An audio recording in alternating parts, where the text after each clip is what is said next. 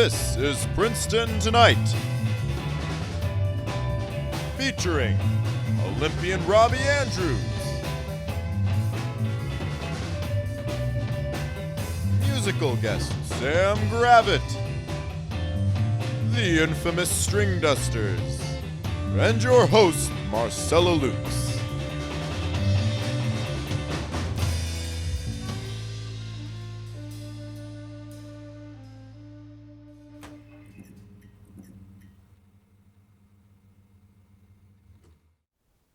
Welcome to Princeton Tonight. I'm your host, Marcelo Lukes. We've got a great show for you all here tonight.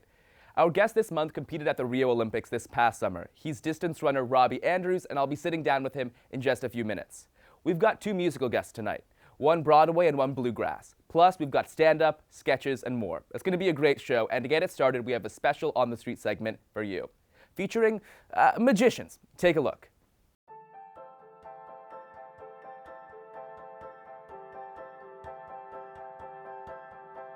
Hey guys, my name is Johnny and I'm a junior at Princeton. Some of you guys know that I'm a coast major, but I actually do magic in my part-time.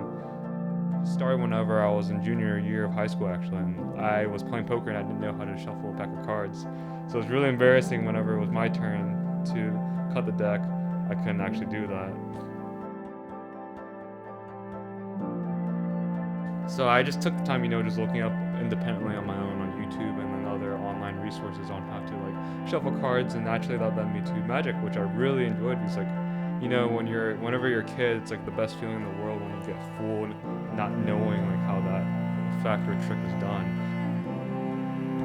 My favorite thing is to actually read people's minds or make them think that I am. So in this effect, I'm showing them how I can break into their phone by unlocking their 4-digit passcode. So you know how phones are a figment of who we are, right? Yeah. It contains all our personal information, a bank account information, your Facebook friends, your messages with your colleagues, husbands, children, whoever it may be. Yeah. And all of that is protected by a PIN code, right? I'm assuming there's a PIN code in your camera or in your phone, sorry? Yeah, yes, there is. So just to verify that, I've never met you before, right? Never. No. Okay. And do you have a 4-digit or 6-digit PIN code? I have a 4-digit. Okay, 4-digit PIN code. So think of the first digit for me. Think of your mind. Don't say it out loud, but just do it for me. Think of it. Is this a 1? No, you're not reacting. Okay, let's just change. No, it's not a 1. No, it's not a 1. Okay. Think of the first number. Okay. So this is a high number, am I right? Okay, smile. This is a 6. Yeah. Okay. Think of the next number for me. Same number. Third digit for me. Think of it. Can you say this in another language, but not out loud? See, you're kind of struggling, which tells you this is another high number. This is an 8. Yeah. Okay. And for the last part, I go through the numbers from 1 to 9, and I tell her not to react as I say them out loud. You can see that I had a little surprise at the end. Is this a 6? Open for me.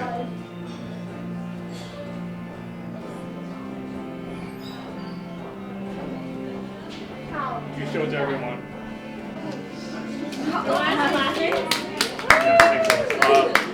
Do we have time for another check?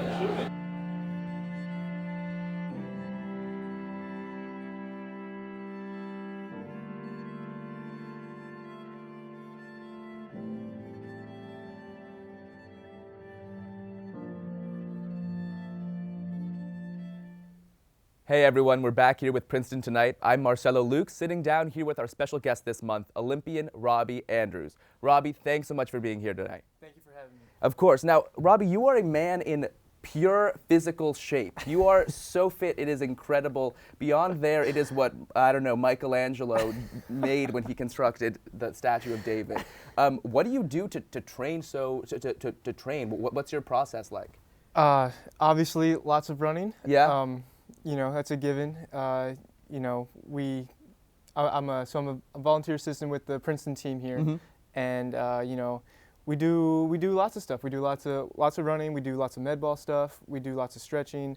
No yoga. No yoga. As much as I love yoga pants, Yeah. no yoga. Really? But we do a lot of hurdle mobility, so hip flexibility. But I'd say for the most part running. So if I want to be as good in shape as you are, those are the steps. Avoid yoga, you're saying. All right, I'll try. I'll try. Yes. So let's talk about a little bit about your athletic trajectory. So you started running when you were in middle school, I imagine, and then in high school, you realized that you had an incredible talent. You set 2 records while you were in high school, if I'm correct. Correct. Yeah. For 800 meters and is it 1,000 as well? The 1,000 indoors. Wow. Yeah. Wow. So what was that like to set those records while you were so young? They were relatively unexpected. Yeah. So as a junior in high school, I was good, but I was by no means like the best in the country. Mm-hmm. And then I remember getting recruiting calls from coaches, and they said, well, what are your goals this year? And I said, well, I want to set a 1,000-meter record indoors. Wow. And one of them laughed at me. Yeah. He said, wow, well, you're not going to do that. And needless to say, I didn't go to that school. Yeah, but, you showed him, didn't you? And I worked with my dad, and we set this big goal, and we achieved it. And that's honestly one of the most satisfying feelings in anything, but especially in track and field. Wow, that's incredible. And then moving on from high school, you ended up going to University of Virginia. Correct. Yes. And so, when you went to UVA, were you, I guess, cognizant of the fact that you were going to try to keep running? I mean, you went for running, but was that something that you thought, oh well, I'm going to spend my time here running, and then we'll see how things work out? I was very much a runner first and a student second. Interesting. All right. I was very much an athlete student. Yeah. UVA is a wonderful school, and it was very challenging for me. Mm-hmm. And I, my grades got better as I got older. Good. Which is you want that? Which is how. Yeah. I say when you start pretty low, it's easy to get better. Yeah. But it took me a while to figure the school out. Mm-hmm. And the best studying tactics for me. Yeah. But I cared a lot about school. I want to be a teacher when I'm in a couple years. Yeah. So I care a lot about school, and it was very challenging for me, but I appreciated that. Yeah, that's wonderful. And then while you were at school, you managed to win 2 championships for NCAA Yes. indoor and outdoor. Correct. 800 meters. Mm-hmm. I had the chance to watch one of those videos, and the sheer look of shock on your face when you won one of those events was heartwarming, just to realize that you I guess had just trained so well that by the time you got there, you were not even maybe aware of what an incredible runner you are. Tell us a little bit about that championship and again, being validated once more for all that work that you put in. So that was the indoor national championship in 2010, my freshman year of college. Wow. It's a long time ago now. Yeah. 7 years ago. Yeah. But if you watch the race, I'm just this young kid who's wide-eyed and ready to tackle the world. And I raced Andrew Weeding, who got second. Mm-hmm. He was my idol growing up in high school. He made the Olympic team in 2008, and I was in the stands watching him qualify for the Olympics that year. Wow. And it was so to be able to be on the same track as him. That must have been wow. Let alone racing him, incredible. Yeah. There's, you want to be, you're confident in yourself, of course. Yeah. But there's difference between being confident and achieving what you achieve. Yeah. And I was, I don't know if I ever truly expected to win that race, Mm-hmm. but that was kind of the catalyst for the rest of my career. Really? Yeah. So at that moment you realized, well, this is It's something that I want to do professionally. Absolutely. Wow. And Yeah. so you ended up doing just that. About a year later, after you decided that it was the time to go pro, or Almost 2 years to Yeah. the month. Wow. In March 1st of 2012 is when I went pro. wow. Yeah. Yeah. Tell us a little bit about that decision. So obviously catalyzed by that win, but so what was going through your head as you were deciding, oh well, this is something that I want to do for the rest of as much time as I can? For the rest of my life. Yeah. Yes. Oh, that would be nice.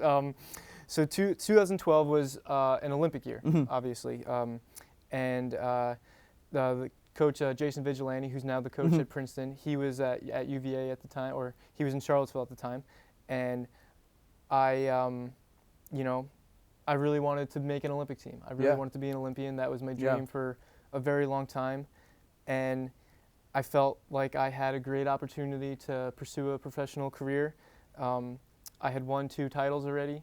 It's when your stock's so high, you know, how much higher could it have gotten for me? Yeah. And I felt like it was the most practical thing to do. Right. With the time being in the situation I was in. And I signed with Ray Flynn and Flynn Sports Management, and Adidas. I signed with Adidas, and they've been absolutely incredible to me ever since.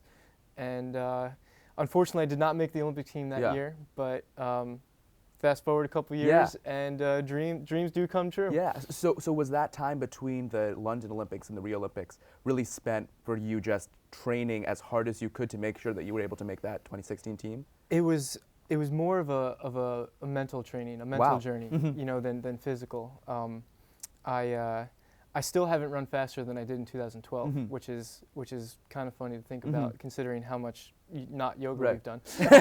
And I kind of needed to get my mind right. It was very taxing on me to set this big goal.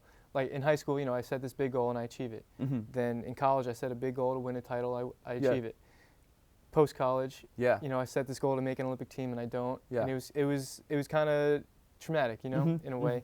And it took me a few years to get back to the Robby that I was. And it just took time. That was the only thing that could help that process. And you did. I mean, you made the Olympic team. Well, it was not an easy journey. Right. But that was the 4 years went by slowly and quickly at the same time. Yeah. So then by the time that you had made it to Rio, you know, what was going through your mind, and then what was that experience like being in Brazil with the U.S. Olympic team, wearing that Ralph Lauren sweater, you know, walking into that incredible stadium and realizing, oh wow, I'm an Olympian now. I'm an Olympic athlete.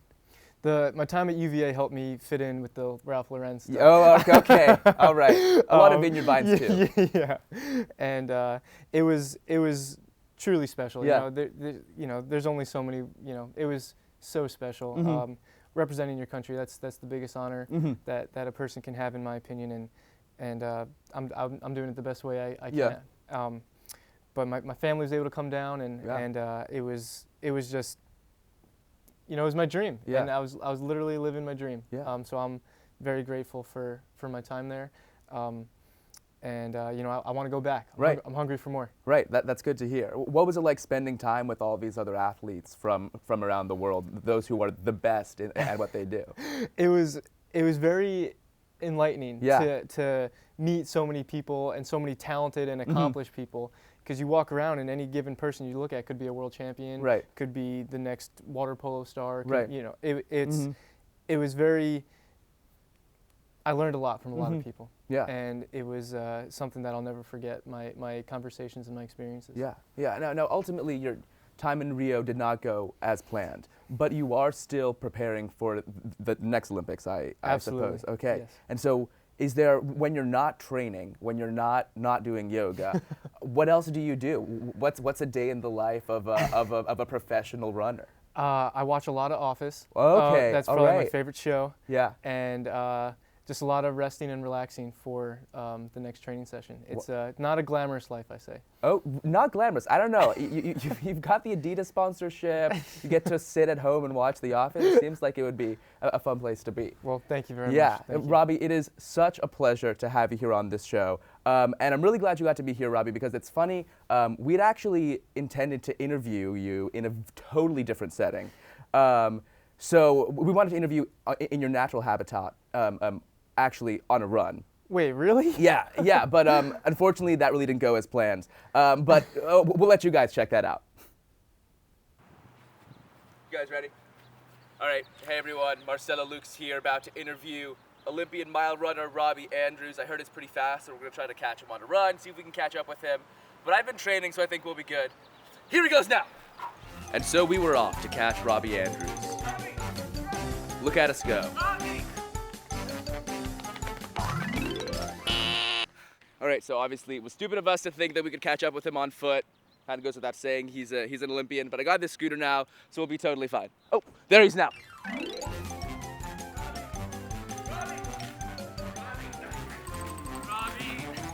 Little did we know we would be unable to keep up with one of the nation's fastest distance runners.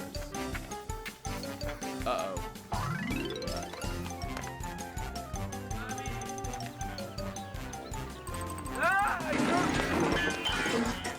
All right, so obviously we've been thinking about this completely wrong. We can't catch up to him. He's a very fast runner, so we're gonna have to stop him. All right. But what could cause him to stop on the road, you ask? Young man, would you help me cross the street? Of course. Please. Oh, too kind. Tell me, young man, let me. What's the matter, time?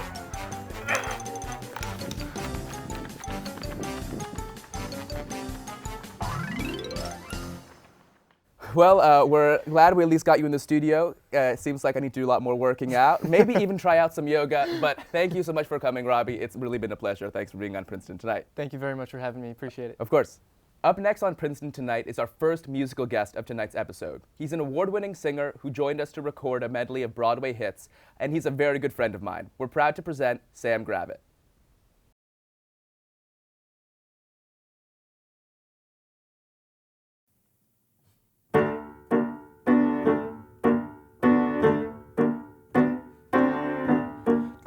Tell me not to live, just sit and putter.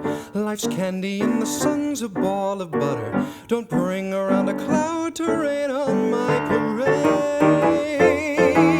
Don't tell me not to fly, I've simply got to. If someone takes a spill, it's me and not you. Who told you you're allowed to rain on my parade? I'll march my band out, I'll beat my drum, and if I'm fanned out, your turn at bat, sir.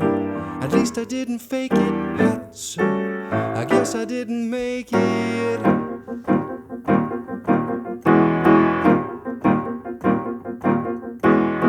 Who is he? Who is he with his marry me? With his ring and his marry me? The nerve, the gall. This is not what was meant to be. How could he ruin it all with those two words? I thought I knew him, thought that he knew me. When did it change? What did I miss? A kiss when I thought all along that we were meant to forge frontiers. How could I be so wrong? I'd like to swim in a clear blue stream where the water is icy cold, then go to town in a golden gown and have my fortune told. Just once, just once, just once before I'm old. I'd like to be not evil, but a little worldly wise.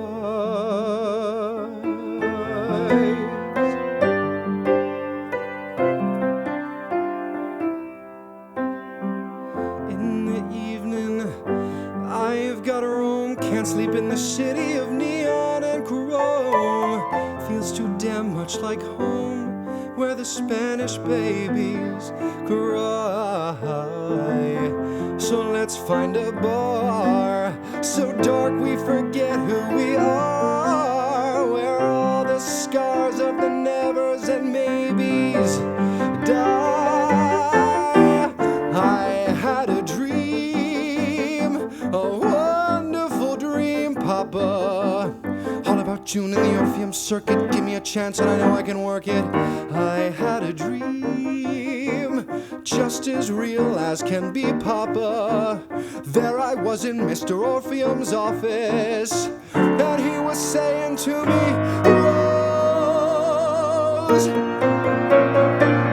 tear down the mountains, yell, scream and shout. You can say what you want, I'm not walking out. Stop all the rivers, push, strike and kill. I'm not gonna leave you, there's no way I will. When the whistles blow and the cymbals crash and the sparklers light the sky, I'm gonna raise the roof, I'm gonna carry on. Give me an old trombone, give me an old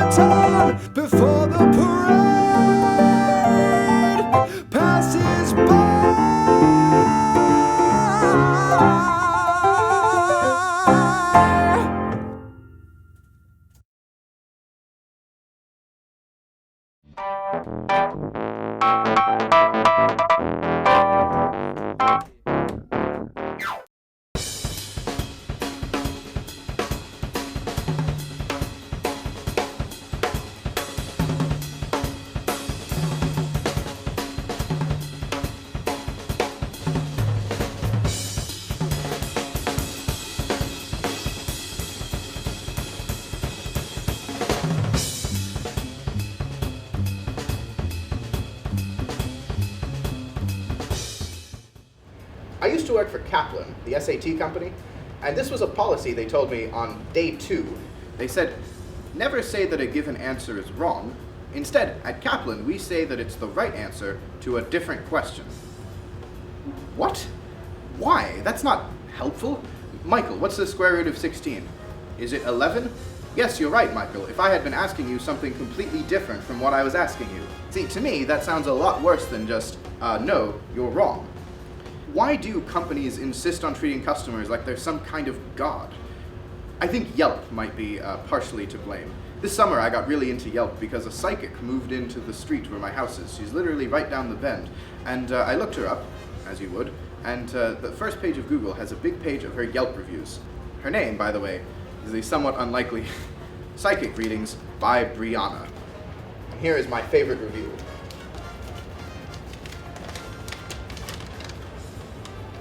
Do not go, she's a fake. House is smelly, half-dozen men and children running around. No furniture. She flipped through the deck of cards in, I timed it, 4 minutes. Most of the time she was asking me questions, guessing wildly. Guessing wildly? Not very rigorous? Fake? To me, it seems like this reviewer has just discovered the concept of being a psychic. What I love about this, though, is that she acts like there's some kind of universal standard that all the psychics have to be held to. She predicted the future in 4 minutes? But Consumer Report says not to trust anyone who takes less than 5.5, because apparently it takes the same amount of time to tell the future as soft-boil an egg. There's another reviewer, by the way, who was really upset about where they met. All psychics, of course, are supposed to meet in a graveyard at midnight under a full moon. She told me she was not in her office because of cold weather, but I am sure she has no office. I had a strong feeling that she was just guessing. She was trying to fish information out of me, which a real psychic would never do. There's another psychic near my house, actually, whose website boasts that he can remove black magic curses and give lifelong family protection. Established in 1985, which to me undercuts the previous sentence a bit. Like, yes, I am trained in the ancient and arcane arts, but only as far back as the year after Apple released the personal computer. It doesn't really work. My favorite kinds of reviews, though, are the ones where the psychic has obviously made some kind of concrete prediction which hasn't come true. For example, this one. Miss Natalie predicted all sorts of awful events, like my mother dying, which hasn't happened.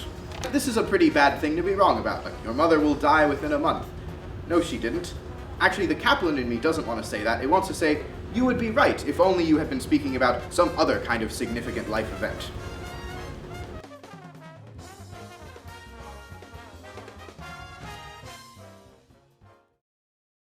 Our last piece of tonight's program features an amazing musical guest. We sent a crew to Philadelphia to interview the infamous Stringdusters, an awesome bluegrass band. But before we get to that, here's an all-new Princeton Tonight sketch. Take a look.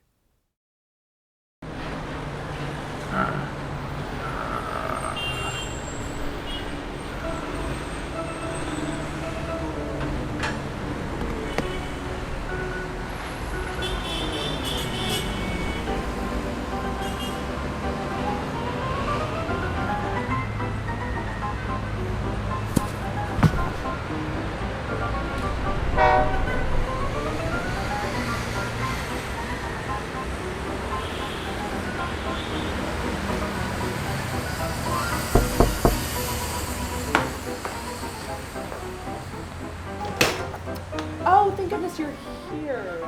Let's just get this over with.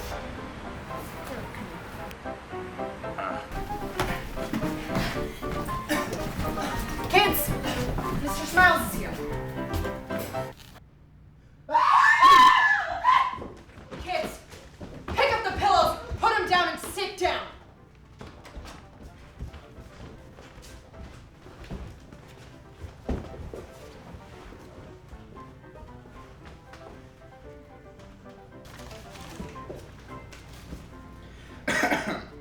Are you kids ready for a good time?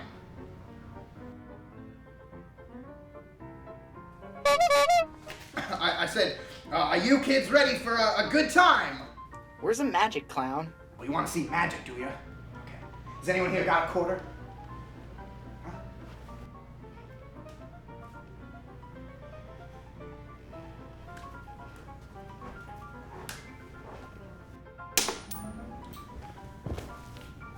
That is what taxes are like, kiddo.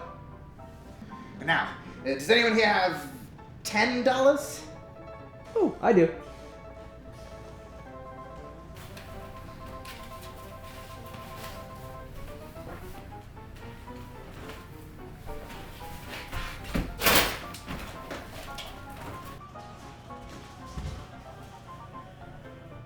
All right, let's get to the really exciting part.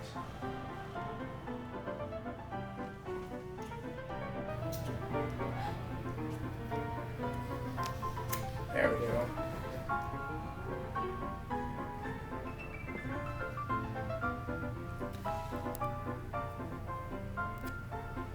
Hey! That's a fire hazard, kid. Didn't Smokey the Bear ever teach you nothing? All right, now who wants to meet Mr. Nibbles the Rabbit? Me. Ta-da! Mr. Nibbles was running all over the highway, so I stopped him with my car.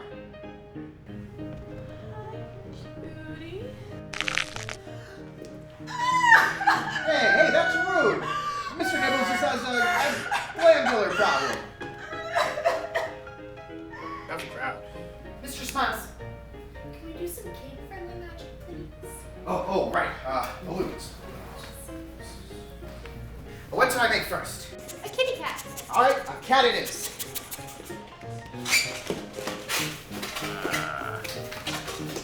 Don't worry, these are fake, just like the Tooth Fairy. Loving parents.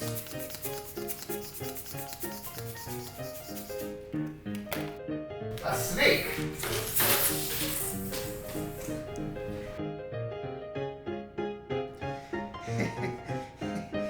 That's all, kids.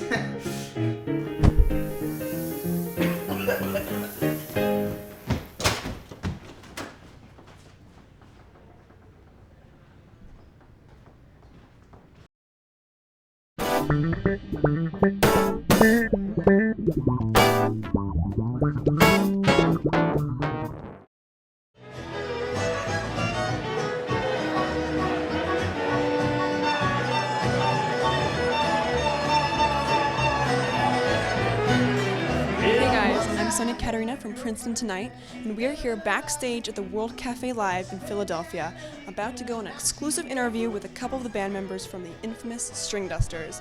Follow me while we catch up with them before the show. All right, thank you guys for coming. I'm Sonia, I'm from Princeton Tonight.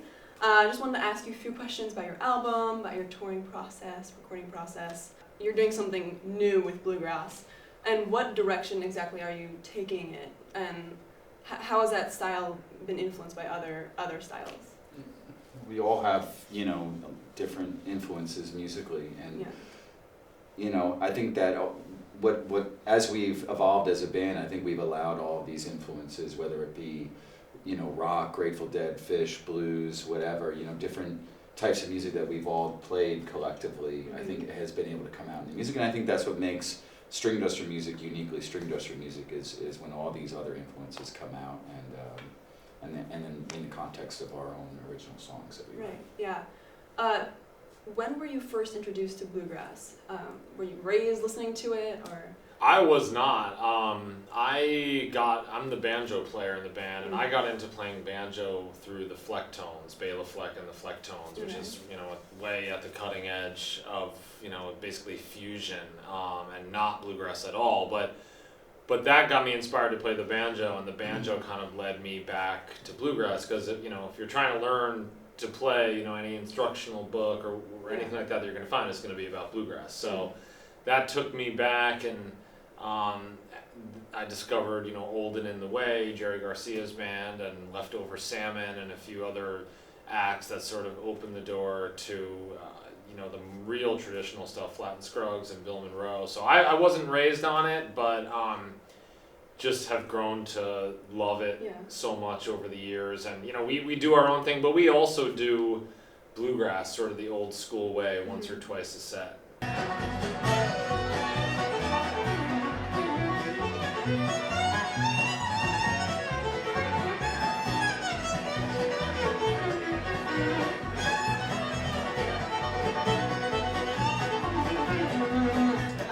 So you have her #1 album right now. When exactly did the Infamous Stringdusters start picking up? First of all, I love it that you're calling it a #1 hit album. Let's go with that. First person to use that terminology. Okay. But I'll take it. Yeah, no, it's #1 on Bluegrass Billboard, which is really cool because there's a lot of great music out there, and there are more artists doing, what we do now than ever before. So when you're recording, is it more jamming or more like you know what you're gonna do, you've already planned it, or is it just a mix of both? We have both. We have, format-wise, our songs range from, short songs that are just all about the vocal message and maybe there's a few little instrumental bits and pieces to other songs that are completely instrumental. And then some of both of those, the instrumental and the vocal songs, will have sections that are designed for us to explore, basically. This time around, though, I think we did our best job yet of capturing some of that. There are 3 or 4 songs that have these sections that are, like I say, built for kind of group improvisation. And so those are ones that we'll take a few passes at, just because, if the song is the same way every time, you know what you're doing. But if you've got this exploratory section, you don't know how long it's going to be. We're relying on some cue from a certain player who's leading the charge, and you can just take a few passes of that and try to capture the magic in the studio.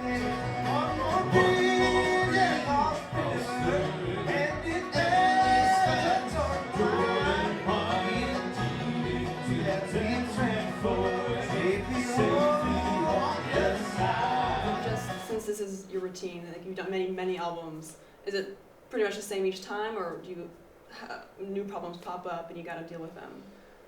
Well, I think, one of the challenges sometimes that all bands face when you go into the studio is trying to capture sort of that live energy and having it translate onto sound recording. And, we have helping us on this record, we call him the studio wizard, Billy Hume. He's an engineer extraordinaire, producer and stuff, and he just has been really great with us and being able to capture sort of that energy and making it translate onto the records, So. Yeah. I was curious, why did you name Laws of Gravity Laws of Gravity? How did you come up with that name? Well, Gravity there's a song on there called Gravity, and there's a few other songs that reference a similar concept. One, again, gravity specifically, but it's kind of, to me, it sums up a few different themes that, relate to us sort of growing up a little bit as a band and as people, and, things getting a little bit heavier and sort of getting to a phase in our life where our music maybe means a little bit more, has a little bit more cultural relevance to our own lives. And so the Laws of Gravity was just sort of a way of summing all that up. That's awesome. Well, thank you guys so much for thanks for allowing having me us. to interview you. I'm really excited to see your show. Go check out Infamous Stringdusters by their new album on iTunes, Laws of Gravity. I think that's it. Thank you guys so much. Thank you. Thank you. Thank you. Can I get a picture of you guys? Of course.